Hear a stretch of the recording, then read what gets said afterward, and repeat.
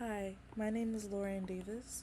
I'm a student at Savannah State University, and I have chose to talk about the labeling theory.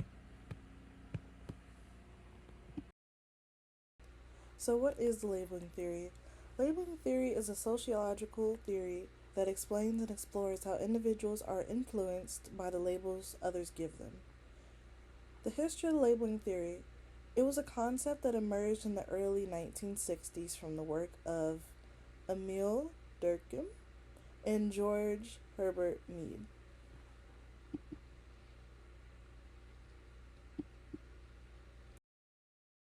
The author, Howard S. Becker, was the creator of the labeling theory. Howard argued that deviance is not an act itself, but a reaction/consequence of the label others put on them. He outlined all his ideas for this concept in his book Outsiders, that was published in 1963. The inspiration for the author, Emile Durkheim. He helped establish sociology as an academic discipline, studied how suicide and other societal factors influence the rates of suicide. George Herbert Mead. He created the theory of self.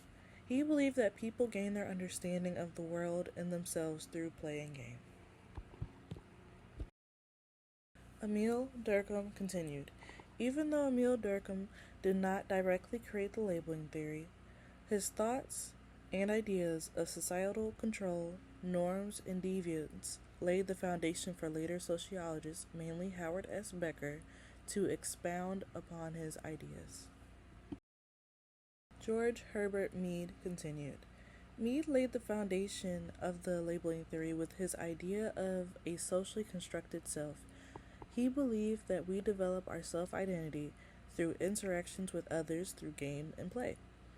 His work also was heavily guided with the symbolic interaction theory. If one has a socially constructed self-image, once that society deems that person as a deviant, the person will now internalize it, thinking that's what they are. And that's all people will receive them.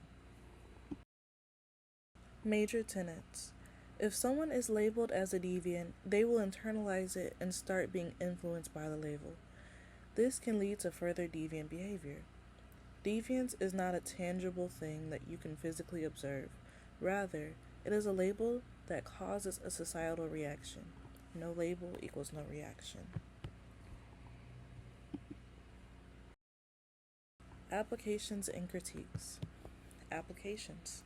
Criminology. Labeling someone as a criminal could lead to further deviant or criminal behavior. Education. Labeling a student as gifted can help them see their own potential and give them the resources to grow. Critiques. The focus. Some sociologists believe that the labeling theory focuses too much on societal reactions rather than the individual and the individual deviance. The lack of evidence.